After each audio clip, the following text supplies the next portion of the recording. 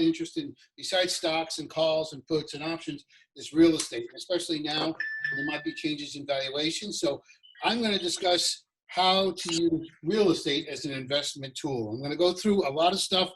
Some of it may be really quick.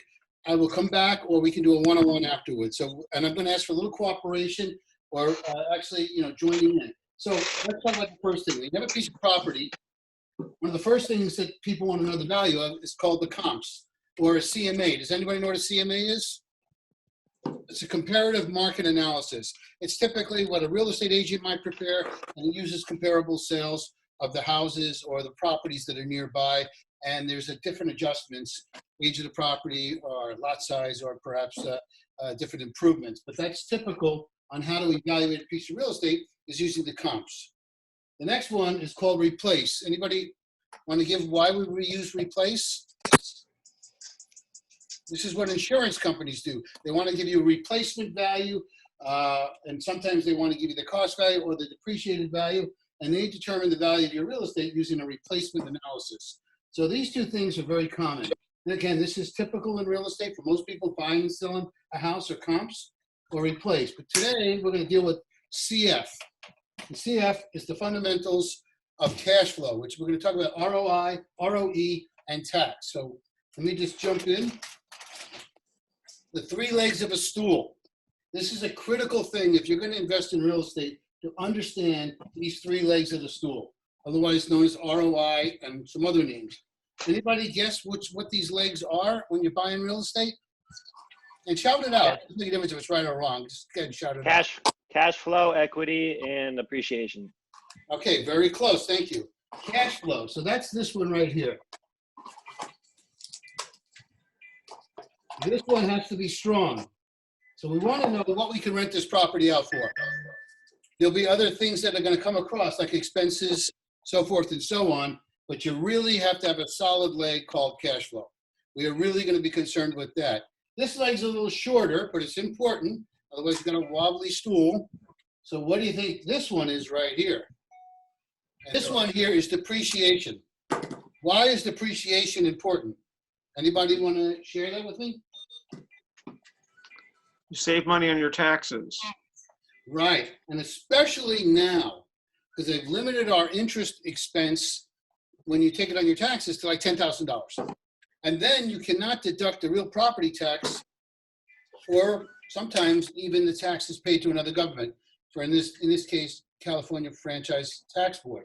So if you make 60, 80, 100,000 and you do a 401k and they tell you can put a maximum in of a contribution of $7,000 or $8,000, it's not going to do that much on your taxes. And what if you make 120,000 or 150,000? Just because you got an IRA or you've got a KEO or one of those other plans, or a Roth, you may need additional write-off. Having depreciation is a reason to own real estate. That doesn't mean the property goes down. Another webinar will go into the ins and outs of depreciation. But you get to make believe your property went down in value because it got older. So if you could pick up another $10,000, $20,000, $40,000 in deductions, that would be awesome. So you want to be able to get every tax write-off you can, which leaves to me the most important leg. What is this leg right here? Anybody willing to share what that leg is? Equity. Delta equity. Delta means the change. Equity, or back-end equity. What am I going to sell this property for? What's this property value now? So I'm going to get cash flow in a cycle, whether it's weekly or monthly or whatever. I'm going to get depreciation of my taxes, and I'm going to dispose of this property at some point, or at least on paper, it's going to be worth something. And this is why we're in the game. You want to change in equity. So how do we look at these things? Well, today I want to zoom into the cash flow and how the cash flow is directly correlated to this equity. So these two legs are longer. This one's a little shorter because of that. So let's look at a typical model. I made a couple of, you find a property, what are the questions you want to ask? What do you need to know right away? And these are some things. This is the data you need to know. Again, I'm going to go quick. And the first question you're going to ask for certain data. How many units or how many doors? Units and doors are the same thing when you're buying we're going to use a fourplex today, but this could also be an office building. It could be your own warehouse if you own a building. It could be another building that somebody else gave you a lease on. It could be any investment. It could also be in stocks, and I'll correlate that at the end. So how many units? First question you want to ask. So we're going to use a fourplex for today. So how many units do we have? 4. So you want to know the price of the building. Depending where you're at, somebody's going to have an asking price. Or we're going to calculate the price we want to offer, which is what we're going to cover today. What should you offer to buy that building? And that's going to give us a price per door. So if we're dealing with a fourplex here, I'm just going to put a temporary number here, 4. And the price, let's just say, is, well, here in California, let's just say even $1.2 million for this building, just to pick a number out.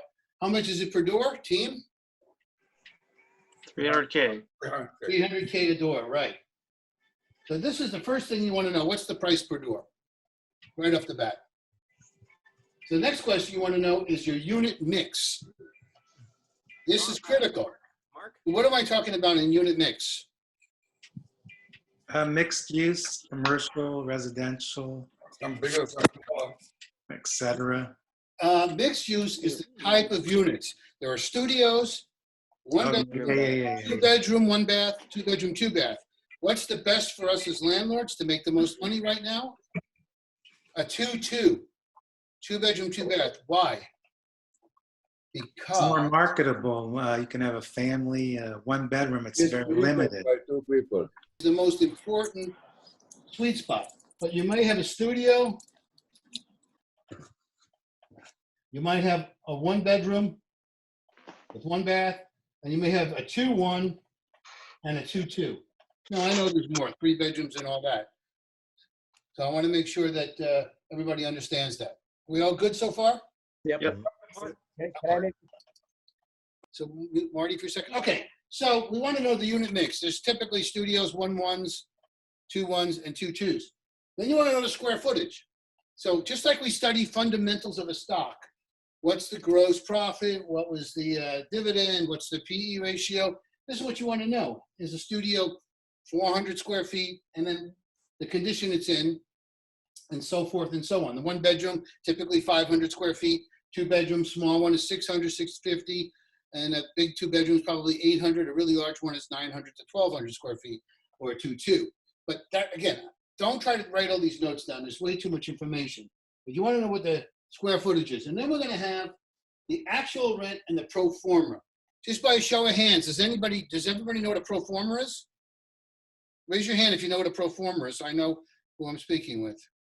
Okay, well, I'm going to go deeper.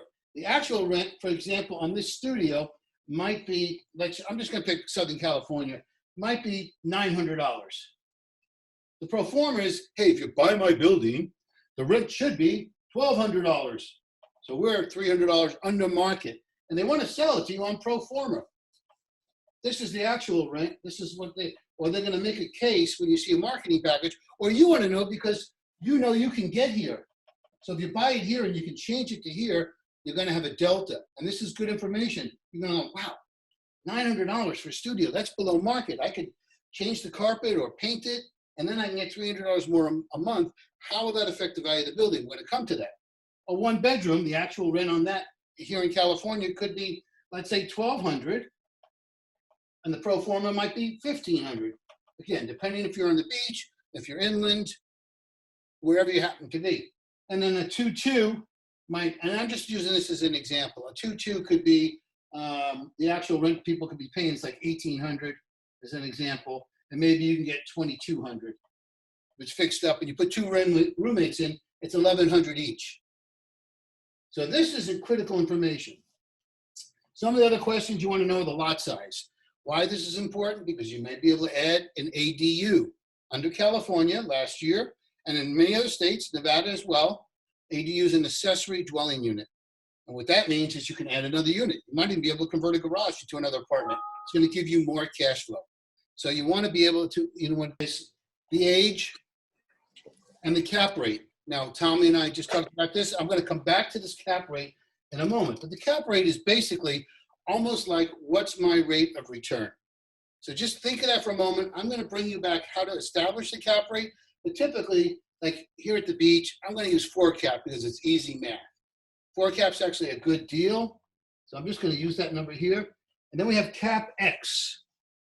Cap X is how much do I need to put into this building to get this bump and rinse? Does it need a new kitchen? Does it just need some cabinets? Does it just need a flooring? Do I need to upgrade the water heater? How much do I have to put in so I can jump from here to here? That's the key. That's my CapEx. Then I want to know the growth rate. Here in San Diego, we've had a 6% increase in rent year after year, 10 years in a row. You know, we've seen the rents in Las Vegas go up, whatever it is, 4, 5, 6% a year each year for the last 5 years. You know, where a 1-bedroom apartment might have been 600 or 700, it might be 900 or more. So this is an important one to get. Needs assessment. That depends. Hey, look, they're building a new medical building near the hospital, or this is going to go near the university, or this is going to go near the Raider Stadium, or whatever, or the practice stadium in West Henderson. What's the needs assessment that's going on there? You want to know that. Then you want to know your parking ratio, because if you want to increase or create an ADU, make sure that your tenants are really happy to get this rate. They're going to go, I'll pay that as long as I have my own parking space. In Nevada, it's not that bad, or Arizona and Southern California, parking is just as important as the square footage of the unit. And last, with the big star, are expenses. Again, I know I'm going quick, but I'm trying to respect everybody's time here. And I'm going to try to make you guys really, really good at apartments. Expenses. Okay. What are some of the expenses they're going to run with a building? Now, I know you guys are muted, so I'm just going to ask the question and answer it. The number one expense, what do you think it is? Taxes, Proposition 13. So my taxes are, my assessment is 1% and my rate is 1.25%. That's a big expense right here, taxes. Big bracket. What's the next one? Insurance. Big one. And then you have utilities, master metered utilities, property management, deferred maintenance, and on and on and on and on. And you're going to get a total over here. So I am just going to, this will be a total right here. For today's webinar, I'm not going to go each one. It's a separate webinar for those that want to take a master class on how to do this. This is what this will be right here. Okay, expenses. So now what do we do with this information? Here, okay. Here's the meat and potatoes. This is your formula for the rest of your life. Success formula. GSI minus expenses equal NOI. We're going to get to cap rate in a moment. GSI, what is that? Gross scheduled income. Minus your expenses, which we just did down here, whatever they are, equals NOI. You are in the NOI business. You put your money out there. What's your net operating income or your return if it's a stock, or your net operating income if you own a building? Everything is NOI. Your job is to create NOI, and the more NOI you create, the more the building value goes up. So what is the word cap rate? The cap rate is when you take the NOI and you divide it by the current value. Don't worry, just hold that thought, okay? I'm going to land this plane. What I want to know is the NOI times a multiplier. I don't want to think of cap rate. It's the same thing, but the way I think in my head, it's NOI times a multiplier. So to tell me what I should buy it for and what I should sell it for. So what are those multipliers? Okay, so this is, I didn't get a chance. This is the instant multiplier. I know you can't read it so easy. And the instant multiplier is always 100 divided by your desire. This is what we're going to get the cap rate. So how do I do that? Or my desire rate, here's how I do it. It's 100 divided by the rate of return you want. So if I'm dealing with 100 divided by 3 equals 33. So if I want a 3% rate of return, I multiply my NOI by 33. That's my multiplier. Just bear with me, I'll land this. If I want a 4% rate of return, 4. I take 100 divided by 4, and I get 25. That's my multiplier. 25 times NOI is a 4 cap or a 4% rate of return. Do not think of dividing the cap rate that's old. I have this built in my head. Somebody says 4 cap, my number is 25. 100 divided by, right? 4 is 25. Why is it 25? And that's because if I invest my money, and that's what we're doing here, and I get 4% plus 4% plus 4% plus 4% plus 4%, it takes 25 years to get my money back. If you pay me, and I realize there's compounding and all that. I'm not going there right now. This is a simple class. So if I invested 4%, it's 25 years to get my money back. 4 plus 4 plus 4 plus 4 plus 4. I'll be, it'll be 2045 before I get my money back. How about on a 5% rate of return? What do you think the multiplier is? Now I got you guys muted, but it's 20. 100 divided by 5 is 20. So if I want to buy a building and the NOI is X, I multiply it by 20, and that's going to guarantee me a 5% rate of return. That's if the rents don't go up or anything. And so forth and so on. 100 divided by 6 gives me a multiplier of 6.67. So you can unmute it. It's unmuted. Some quick questions or anything before I take it to the next level. I have a question. Yeah. Mark, the money you're putting down, how you calculate? Is the total value of the property or 20% that you put down? Great question. This is That's all equity. okay. The question is, how do you use this based on how much your down payment is? And we don't even know what the interest rate is. This is all based if you paid cash. This is how you want to buy it. Doesn't mean you're paying cash, but you want to use the math because you might get 3.5%, 4%, 5% to somebody. They put down 20%, 30%. This is the math to establish the value of the building. How you close it is a different webinar. All I want to do today, we're going to understand what to buy a property at. I'm going to do a real life example in a moment and what we should sell it at and how we do that. But for the moment, assume you just wrote a check and bought it cash. I know most people are not going to do that, but this is only to establish the value of the building. Okay, Mark, Yeah. This is Talmi. I have a couple of questions. In the equation where you took GSI minus expenses, I assume expenses is actual cash. It does not include depreciation, or it does? No, depreciation is a non-cash expense. Okay, got it. Right. Second one, Yeah. when I did this, instead of using a cap rate, I adopted what's called a gross multiplier. I take the purchase price of the property, divide it by the annual income. If that ratio is less than 10, it's worth looking at. If it's much higher than 10, I skip it. And somehow it works okay with the cap rate. So I just use a gross multiplier. The purchase price divided by the annual rent. Okay. And I use it the ratio of 10:1 as a criteria. Look at it or don't look at it. Let me jump in right there. That's a great thing. Okay, what Tommy's talking about is a gross rent multiplier. That's different than these multipliers. This is to establish the value by a multiplier of the NOI. On a gross rent multiplier, if you have a building that, for example, is making, as an example, $100,000 a year, you go and you go, what should I pay for it? I'm just going to multiply, or it's grossing $100,000 a year. Hold that thought, Tommy. Okay. Next part, I'm going to answer why that's good and why it's not good. Okay. Okay. Thank you. It's not a bad formula. It's almost like, you know what? I got a 2015 car in my garage. What do you want to offer me? Yeah, okay. It's not enough information because a gross rent multiplier will not take enough detail in there, but it can give me a general thing of this is about what you want on the building. Okay, thank you. I'm going to come to that, and I'm going to use a real life example of that on as I conclude this. Are there any other questions? Everybody okay with this so far? Yep. I'm going fast. Okay, so let's go to what Tommy was saying, and let's just assume our expenses in San Diego are 40%. So let's do a real life deal. We're going to create an LLC here, and it's going to be the Bagel LLC, and we got a fourplex, and we collect $2,000 a month for each. Fourplex, $2,000 a month for each. And let's just say we make $4,000 in miscellaneous. Laundry room, additional parking, storage. So what is our GSI? 100,000. 100,000, good answer. So you got 100,000. How do we get that? 12 times. This is 4 times this is 8,000. That's the rate per month. Times 12. So you get 2,000 a month for each unit. You got 4 units.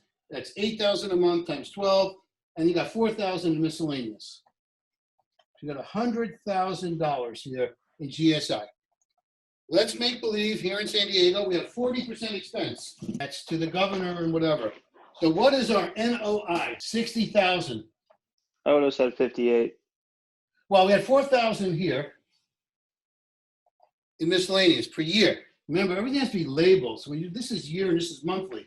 I did this on purpose because you have to go to the least common denominator. And your GSI is your scheduled annual that's in the year is 100,000. So 8 times 12, 96, and 4,000 in miscellaneous, total of 100,000. 40% expenses, which we know is 40K. You got $60,000 in NOI. You want to buy this on a 4 cap? You can unmute everybody. Your goal is to buy this building on a 4 cap. What do you pay? What's your offer? 25 times. Yes. No, what's the answer? 1.5 million. Bam. That's how you know you bought a building at a 4 cap. What if you want to be really good and you want to buy it at a 5 cap? Because that's a bargain. 1.2 million. 1.2. What if the GRM for San Diego? So the gross multiplier criteria of 10 would suggest I should pay $1 million for it, and that's a good bargain. Absolutely, you'd be buying it at a 10 cap. But that doesn't exist here in San Diego. What would happen is it's 17 is your normal if you check all the listings. So if you use the normal in San Diego, now don't forget this changes in Phoenix compared to New Mexico, compared to Detroit, compared to someplace in Muncie, Indiana. So this is basically everyone's going to have a different ratio. But using what Tommy said, if you use a GRM in San Diego of 17, what would your offer be if you use a GRM? Well, this is the GSI 100 times 17 on a GRM gross rent multiplier. So 1.7 million. Yeah, 1.7. You see that right there? That would not be good. Now, if you bought it at 10 GRM, you'd be still in the building, but you want to be able to establish your expenses because every building has different expenses and taxes and Proposition 13 and master meter water, and you really want to get, this is more information. So that 2015, let me tell you, well, it's a Mercedes or it's a Cadillac and it's got 20,000 miles and it's in mint condition and it's been grandma's car in the garage, it's going to have a different value than if it's got 180,000 miles and it's an F-150 that's been on the work. So you really, so the GRM is just a quick test. The 10 doesn't exist in California on the coast or in San Jose. And if you can buy a building at a 10 cap, that's great. Does everybody get this so far? Do the math real quick. Questions before I move on? Yeah, can you repeat the GRM? I didn't get it. GRM is a gross rent multiplier. In this case, the gross rent is 100. And if you just multiply it by a number and saying, hey, San Diego by the coast is 17 or 18 GRM, 17 or 18 times the gross rent, you would think the building is worth 1.7 or at 18 times 1.8 or at 16 times 1.6. You would, depending on what GRM you used. But it's not enough information. You want to get to NOI. Yeah. Okay, you want to get to NOI. You need to get to NOI. And the NOI times your multiplier. Now, if you buy the building at a 5 cap, here's the big question. And I'll conclude on this, otherwise it'll be way too much. And I don't want to be way too heavy on this. What if in the same deal, you raise the rent to $2,500? So 3 years from now, you fix it up and you raise the rent to $2,500. What's your new value? We're gonna use 4 cap because that's real on coastal.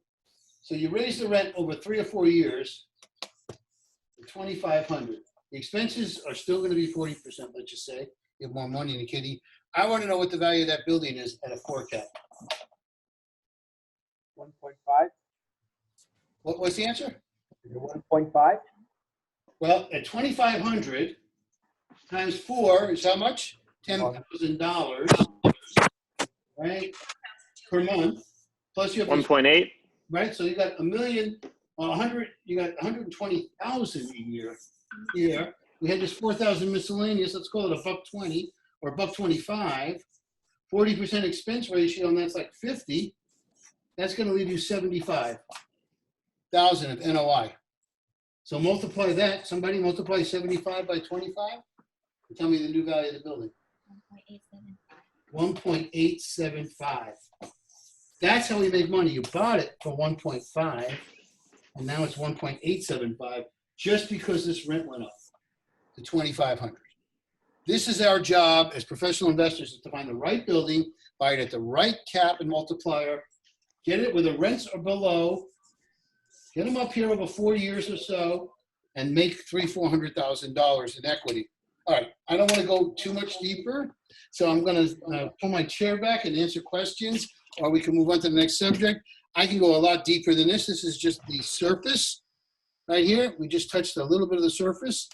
But I wanted to give you an idea of how an entrepreneur or a professional investor looks at an apartment building, looks at the future value of the rent, and understands the multiplier for cap rate.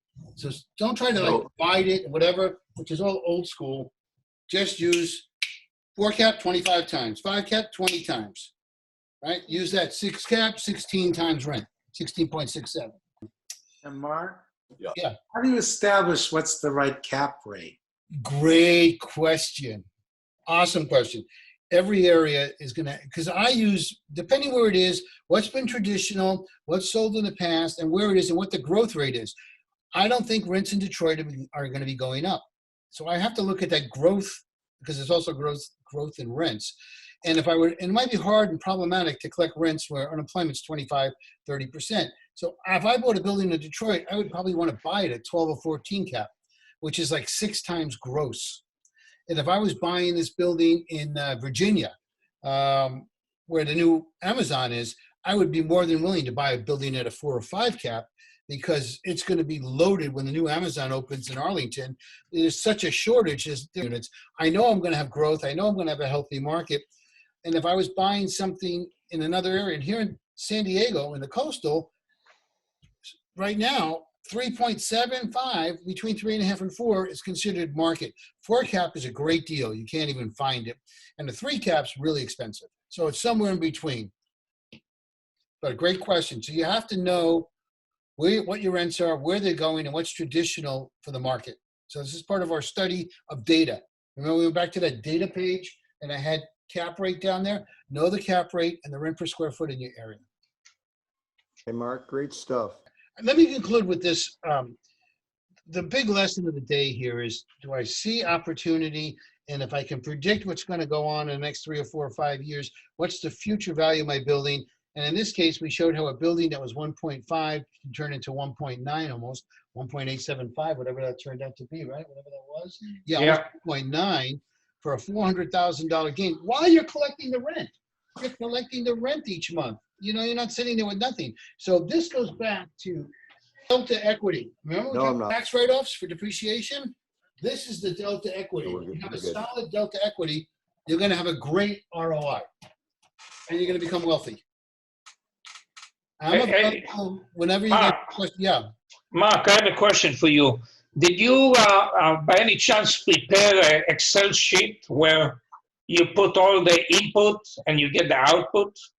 I never have created any Excel spreadsheet in my life. I have a It's in there. and probably never will. My brain doesn't work that way, but these formulas. Funny you mentioned that, because Mark and I were having a conversation on the phone, and I've been looking at property. I've been looking at property, and Mark was saying, "Oh, you want to get a 4 cap rate?" And I started taking my properties and figuring out a bunch of cap rates on a spreadsheet, trying to figure out what my break evens were. So I have all that on the spreadsheet. I could put it on there. Yeah, that would be great. And then we have the Wilners in the background. Are you still with us, the Wilner family? Yeah, I just want to make a suggestion on the spreadsheet. I developed one many years ago, but it's very important to spread it over 7 to maybe even 10 years forward. Because as you move, let's say you buy a piece of property, as you move on the timeline, rents changes, taxes changes, expenses changes, and you can always see on the net your equity. There was a question earlier, what's the difference between the down payment and equity? The minute you buy it, it's the same. But when you move out with time, assuming the value grows up, The cash that you put out is the same. Equity starts to rise and can rise very quickly.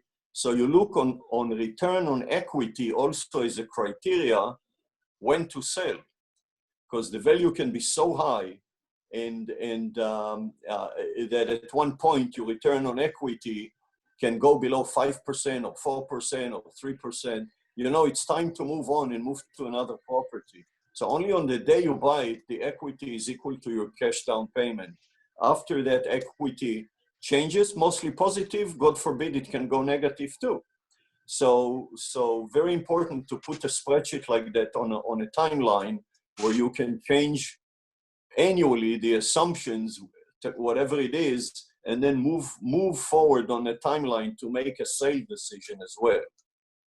Absolutely. Great point. And that's a whole nother one, is the return on equity. And Tommy's exactly right. Your equity on, but actually, when do you make your money? This is a good question. When do you make your money in a real estate transaction? This is When you buy it. when you buy it. So If you can buy it at a discount, most of the profit is when you buy it. Absolutely. Or the rents have been discounted and you're buying it on the existing actuals. Remember, we had actual and pro forma. So if you buy it actual and the actual rents are below market, hey, this is Mr. Jones. He's been with me 9, 12 years and he's never late and he's my favorite tenant and his rent's $1,116. That's what, you know, that's an important thing, because you're buying it on the actual, and you know darn well the rent's $1,800. So you know you have a $700 change between the actual rent and the pro forma rent. The pro forma rent might be market. And when you do your cap rate, here's the last question to the group. What is, let me see if the group gets this, you get an A+, okay? Simple question. If I increase the rent by $100 net after expenses per month on a 4 cap, what does that change the value of my building? On one unit, a 4-plex, on one unit. You see if anybody, Christian, you have to be quiet. I already taught you this. Fine, yeah. I was already on the calculator. All right, I'll be You quiet. can't answer this. I increased one unit by $100 in rent on a 4 cap. That's net after expenses. How does that affect the value of my building? It's the percentage that you increase the rent times 4 years, about 4 years. So if you increase the rent by 10%, so it's 40% after 4 years to the value of the unit. Let me walk you guys through this, because this is the key of my presentation. I want you guys to be all ears. This is the key. If you increase the rent by $100, how much is that net? How much is that per year? $1,200 per unit. And on a 4 cap, your building's worth 25 times NOI. That's 25 grand. That's the answer. $100 increase in rent is $1,200 a year. On a 4 cap, it's 25 times NOI. That's $25,000. If you do it on 4 apartments, you made 100 grand. And Mark, did you factor in the? Hey, Mark, it's 30 grand. Yeah. I know. I'm rounding. It's 1,200 times 25. I got it. And you're right. Thank you for. Yeah, I know you're right. Okay. What about the money you're paying for the improvements that you're doing? Where does that come out of? We'll save that for the next webinar. My question, did you really make 25K? That's my question. That's why he said 25 instead of 30. Right. They started at 50. You know? Right. Let me just, the point is, I want you to understand the math, okay? This CapEx and expenses are down here, because if you put certain money in, how does that amortize? But again, assuming you raise the rent by 200, 100 is the amortized CapEx and expenses. My question was, just understand, if you have a 4-plex and you raise the rent by $100, that's $400 for each unit. Right, which if you multiply by a 12, that's 5,000. I'm rounding, I know it's 4,800. And 25 times that's 100 grand. I know it's more. So I want everybody in this call, what I was teaching here is when you have an actual and you want to go to pro forma, and when you dispose of the building, back to our stool here,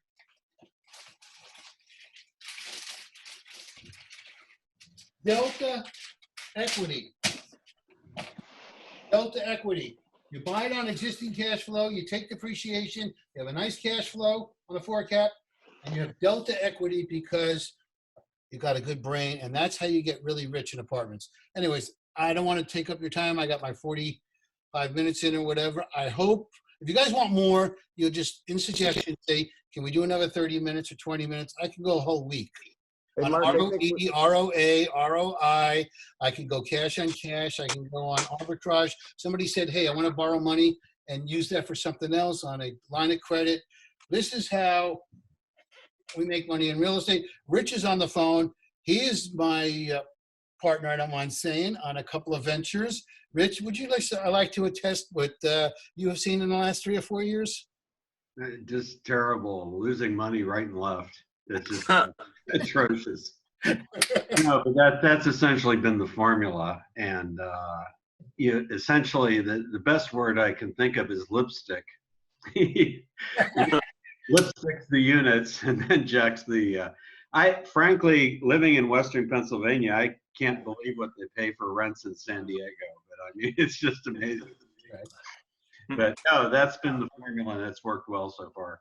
Are you happy with the formula so far and the stuff you and I have done together? Oh yeah, no complaints. So we've been doing this for a long time. And there's much more to go on this, like branding your building, getting it online. Each building has its own unique name. It goes to traveling nurses. We furnish them. And we've gotten our NOI up on some of the units from like 1,600 to 3,300, right? Multiply that by 4 on a fourplex, okay? And I just told you what $100 does. I'm not going to fill in the blanks anymore. You see that smile on Rich's face?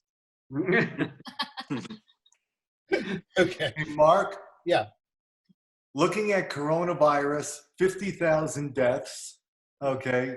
Do you see the real estate market for homes going up, down? Do you see rents going up, down? What do you see in real estate as far as impact from the coronavirus? Great question. And again, there's different segments, whether it's the office, which I think will be a disaster and it'll be a structural change. People are not going to want to be in high rises and crowded in an elevator and put into an office in 50 to 60 foot cubicles so that they can operate. That's going to be a structural change from now on. And that's one element. What happens in residential? Well, I'm just going to go like what Rich and I were just talking about. Do we even change our own marketing plan to call it a Zoom room, where a 2-bedroom becomes an office and a bedroom, and you set it up with a Wi-Fi, with the lighting just right. But yeah, I think in retail we've got problems. I think in industrial it's going to be great, and I think it's too early to tell. But there's going to be some.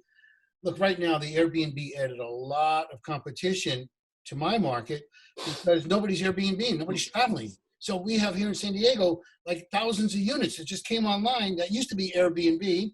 We're 90 days or more, and now they're going to go with a longer term, and because of competition, the price will go down. And then if your NOI, your cash flow goes down, and your NOI goes down, and it's a great question. And so, anyways, another webinar. Thank you. Great question, Jack. And that's really a detailed question, not something I can answer in 5 minutes. Thank you. Mark, I was just wondering, Rich, what about the potential vacancy rate, and how would that impact your investment philosophy?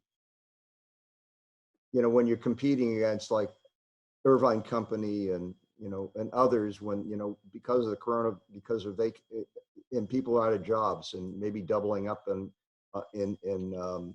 places in terms of housing. Yeah, great question. And what they're doing at the Irvine Company has some brilliance behind it, because when this is over, they can restore. They won't have the vacancy. They're going to have a happy client. So they realize this is almost like the blip in our second quarter earnings that's going on Wall Street right now. We know that they're going to be a big blip on what was predicted to be whatever the company happens to be, because everything's shut down. But in the same breath, what you're pointing out, it's too early to tell, but keeping it full, keeping the cash flow, even if they take zero for 2 or 3 months, and then all of a sudden everything gets restored somewhat, will give them, put them back where they were. So they realize if they have to drop the rent, 20%, that's going to drop their delta equity. They play the same game. This is not like I'm showing you and this is what I do. This is what the big boys do. This is, we had a mutual friend who passed away, Eric Brown, at an early age, and he went to NYU to very sophisticated cash on cash and CCM type classes. And we went over this whole thing of what happens when rent goes up and goes down, and the value of an equity and how they're tied together and all the little details. And you hit a brilliant point. And we're thinking the same thing. Do we just do a free rent, or do we lower the rent? Or, and again, what's the right answer on our buildings? In fact, and Rich and I were talking about it. It's like, do we need to do this or do that so we stay full?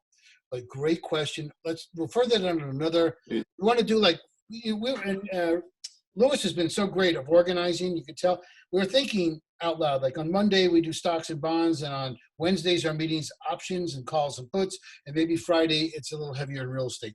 And if everybody's like happy with that, because we're working on the top down, thanks to Tommy, of where we're going to go in a meeting instead of. That presentation on real estate is very good, and I'm looking for the extension of it.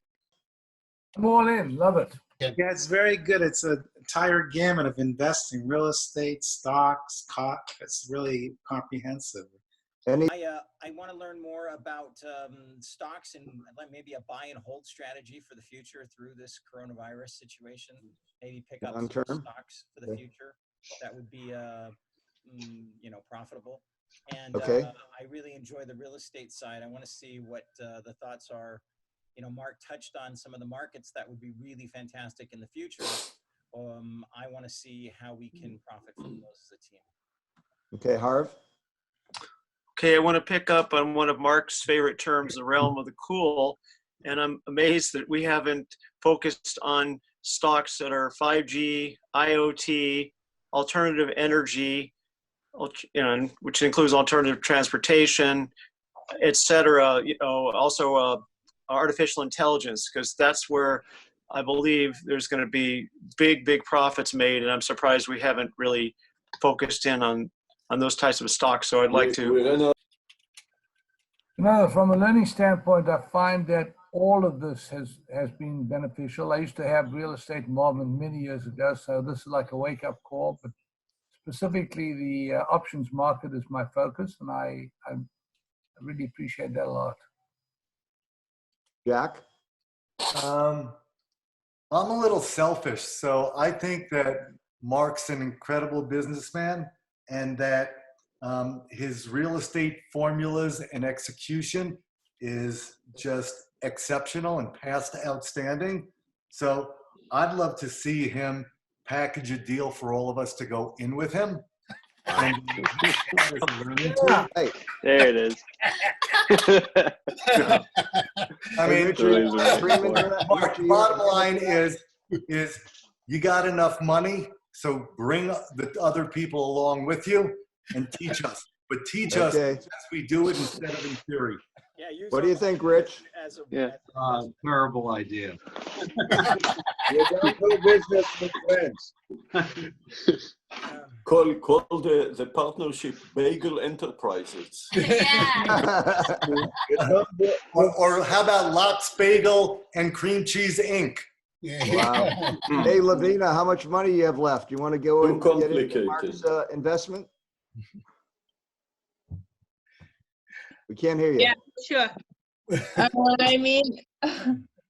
What I've heard today is quite above me right now, being a beginner person in the housing market. So I personally would like to hear more about, like at this point, my considerations are around, hey, do I refinance? Is it a good time to refinance or not? Stuff like that. And then I've also seen possibilities like, hey, just because you started out at a 2-bedroom, 2-bath, there's more out there to get into. Yep. Thank you. It was a great presentation. I really appreciate what Mark did today in a really short period of time. You got a lot of the variables and the ways that things are, are defined. So that was really great. I really like that. And as far as Harv had some good points on, the segments of the market like AI and IoT, especially. Lou, I think on the spreadsheet, value stocks in terms of the long term. And I think I already indicated last time that I like Amazon and I like Microsoft right now. Mm-hmm.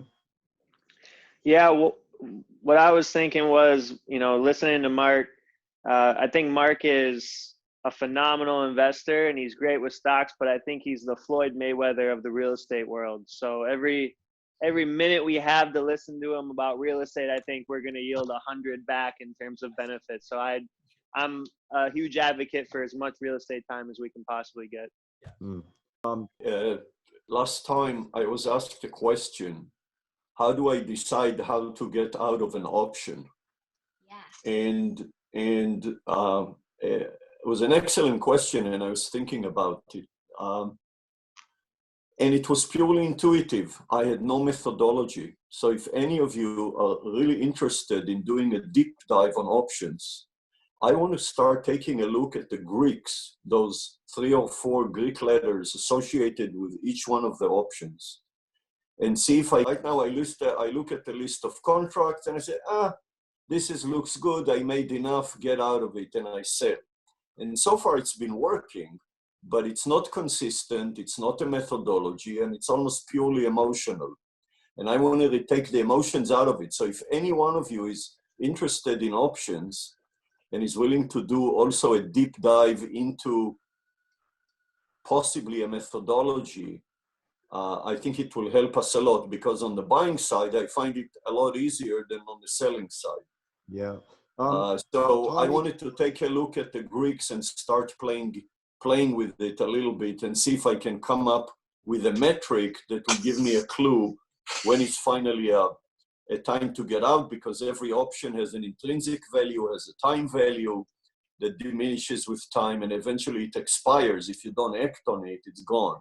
Yeah. So that's my question. I'm very interested in developing that side of the options business, specifically call options. Start small, only on call options at this point. But I would like to find out too. Okay. Can you guys get together with Tommy and come up with some brain shot thing? Yeah. Yes, I posted this question on the Facebook group to find out how they do it. Yeah, and they said the TD Ameritrade has a really good tools. I have TD, but I'm so new to options, so I don't know how to plug in the... Well, I'm new too, but do they provide a tool that tells you now get out? They said if you put enough data into the equation, that's gonna tell you, it's gonna come up with a graph, but because I'm so new with TD and the tool, so I see. Yeah, I've never used their tool. I respect everybody's time. It's 4:15. Yep, we're ready. Thank you guys for allowing me to present. Thank you. Thanks, Mark. Thank you for sharing with us, Mark. Have a good weekend, everyone. Have a good weekend.